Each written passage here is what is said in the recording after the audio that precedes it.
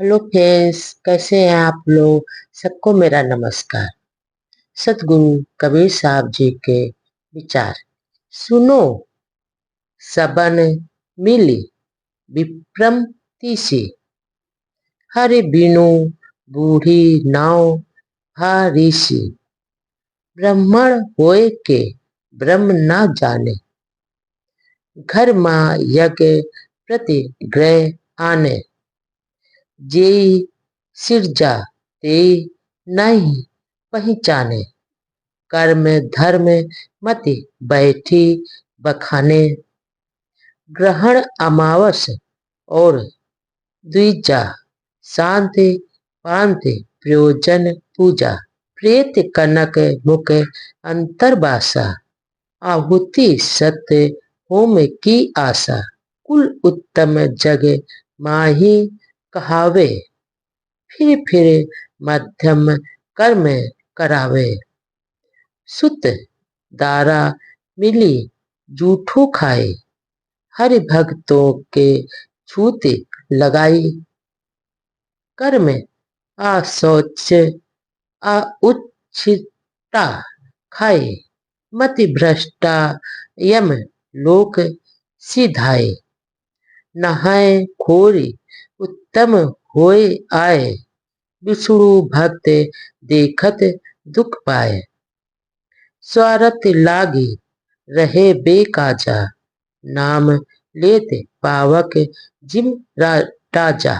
यहाँ पर सतगुरु कबीरदास जी कहते हैं कि हे मनुष्यों, आधुनिक पुरोहित ब्राह्मणों की बुद्धि का वर्णन मैं 30 चौपाइयों के माध्यम से करने जा रहा हूँ।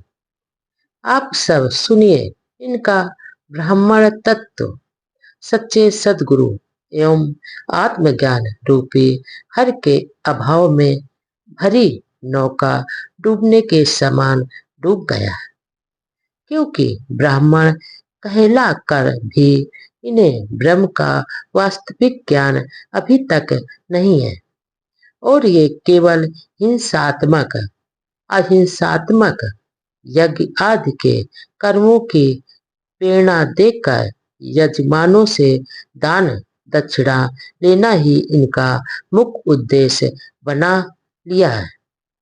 जबकि सृजनकर्ता यानी जड़ चेतन के भेद को नहीं समझ सके और कर्म कांड में ही धर्म बुद्धि बनाकर और उच्च सनों में उच्चासनों यानी उच्च सनों में बैठकर उसी सृजनहार का गुणगान हमेशा करते हैं।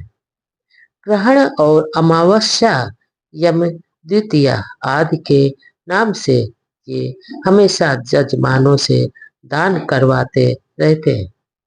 यही नहीं, ये तो शनि आदि टेढ़े ग्रहों और भैरव काली आदि तामसी देवताओं की भी शांति के नाम पर पूजा आदि कराते रहते हैं, और इसी में के प्रयोजनों की सिद्धि ये सबको समझाते हैं कि किसी मरते समय उसके मुख में सोना रखवाते हैं, कभी कि या प्रेत ना हो जाए, भूत ना हो जाए।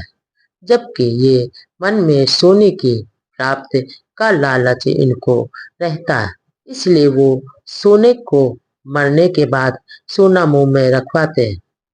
और तो और दक्षिणा पाने की आशा में घृत जौ मेवा आदि सामग्री का हवन भी कराते हैं, और इसे ही अर्थात फल मानते हैं। ये लोग ही उत्तम कुल के कहलाते हैं, और यजमानों से बारंबार बलि आदि माध्यम से कर्म करवाते हैं। ये हरि भक्तों और संतों को अछूत मानकर ये हमेशा भेदभाव उनसे करते हैं, और खुद पत्नी बच्चे मिलकर आपस में इनका जूठा हमेशा खाते रहते हैं। यही नहीं, ये अत्यंत अशुद्ध हिंसात्मक कर्म भी करते हैं, और मृत कर्म आदि का दान भी लेते हैं, और ये श्राद्ध नित्य क्रम पिंडदान तिथि 13वीं आदि में कल्पित भूत प्रेतों का डर दिखाकर वो इनका जूठन भी भोजन करते हैं, अर्थात उन्हीं वस्तुओं को अपने घर में लाते हैं। इस प्रकार ये बुद्धि भ्रष्ट होकर अधोगत को प्राप्त होते हैं करते हैं। खुद तो नहा धोकर उत्तम होकर चलते हैं, किंतु विष्णु भक्तों और संतों को अपना दुश्मन समझते हैं कि कहीं हमारे कर्म कांड में ये बाधा ना डाल जाए। दूसरे शब्दों में कहा जाए कि ये स्थूल और स्वार्थ बुद्धि में पड़कर अकाम ही संतों की निंदा आदि हमेशा करते रहते हैं। और अगर कोई उनसे यह पूछ ले कि ब्राह्मणों और कृपा ब्राह्मण तत्व का मतलब तो बताओ, तो ये आग बाबूला हो जाते हैं, अर्थात उनको उल्टी सीधी सुनाते रहते हैं और बिगड़ जाते हैं। राम कृष्ण की छोड़न आशा पड़े गुण भय कृतम के दासा, कर्म पढ़े और कर्म को धावे, जी पूछा ते कर्म डहावे। निष्कर्मे की निंदा कीजे, कर्म करे ताहि चित दीजे। भक्ति भगवंत की हृदया लावे, हरना कुश को पंथ चलावे। देखो सुमत केर पर कासा, बिनु अभय अंतर भय कृतम के दासा। जाके पूजे पाप ना उड़े, नाम स्मरे हो माँ बूढ़े। पाप पुण्य कै हाथ ही पासा, मार जगत का कीन्हे विनाशा। ई बहिनी कुल बहिन कहावे, ई ग्रह जारे ऊ ग्रह मारे। बैठे ते घर साहू कहावे, भीतर वेद मन मुखई लगावे।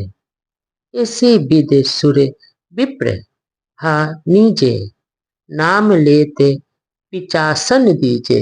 यहाँ पर सतगुरु कबीरदास जी कहते हैं कि इन्होंने तो मर्यादा पुरुषोत्तम राम के उच्च आदर्शों और क्रांतिकारी श्री कृष्ण के गीता उपदेशों को धारण करने वाली आशा का परित्याग ही कर दिया है। अर्थात ये तो केवल वाणी का अध्ययन कर और कृत्रिम जड़ मूर्ति कर्म कांड भूत प्रेत भैरव आदि के दास बन गए। यही नहीं, ये तो केवल कर्म कांड आत्मक शास्त्रों को पढ़ते हैं और कर्म कांड कराने के लिए इधर उधर हमेशा भटकते रहते हैं। और ये मुक्ति का मार्ग पूछने पर कर्म कांड यज्ञ और हवन पूजा पाठ ही सबको बताते हैं। इसके बाद भी जो इन्हें दक्षिणा देकर कर्म कांड करावे तो उससे खुश रहते हैं और कर्म कांड से विरक्त ज्ञान मार्ग ऋणियों की ये हमेशा निंदा करते रहते हैं। वे अपने को भगवान का भक्त कहते हैं तो परंतु आचरण भक्त विरोधी होता है, अर्थात हिरण्यकश्यप जैसा करते हैं। अर्थात कोई संतों के साथ बैठे तो उसका विरोध ये हमेशा करते हैं। ये तो स्वयं संतों की निंदा भी करते हैं। इनकी सुबुद्धि दुर्बुद्धि में बदल गई है लगती है, क्योंकि इनके हृदय में ज्ञान का प्रकाश न होने के कारण ये कृत्रिम कर्म कांड के गुलाम हो गए। आगे सदगुरु कबीरदास जी कहते हैं कि इनके पूजने से मनुष्य का पाप नष्ट नहीं होगा, बल्कि इनका नाम स्मरण ही पापों में वृद्धि करने वाला है। इन्होंने पाप और पुण्य का फंदा अपने हाथ में ले रखा है, अर्थात जिसे ये सही समझते हैं वही पुण्य करते हैं, जिसे ये गलत समझते हैं वही पाप होता है। इसका तात्पर्य यह है, इन्होंने तो ही कल्पित पाप पुण्य के फंदे में फंसाकर ये संसारिक लोगों को हमेशा विनष्ट कर दिया। इन्हें कुल गुरु, कुलात, तारक व जगत का जहाज कहा जाता है, परंतु ये मनुष्यों का स्वार्थ, परमार्थ और लोक परलोक दोनों बिगाड़ देते हैं। का त्याग, वैराग रहित ये स्वयं गृहस्थी के मोह में हमेशा डूबे हुए रहते हैं और सच्चे और जगत पूज्य कहलाना चाहते हैं। मन में भेदभाव रखते हुए समाज में भी एक दूसरे के बीच ये हमेशा दीवार खड़ी करते हैं और मनमुखी व्यवहार करते और कराते हैं। यही नहीं, उपरोक्त आचरण वाले तथाकथित विप्र लोग अपने आप को भूसुर कहलवाते हैं और हमेशा उच्च आसन पर विराजमान होकर जल भोजन आदि की ही आशा करते रहते हैं।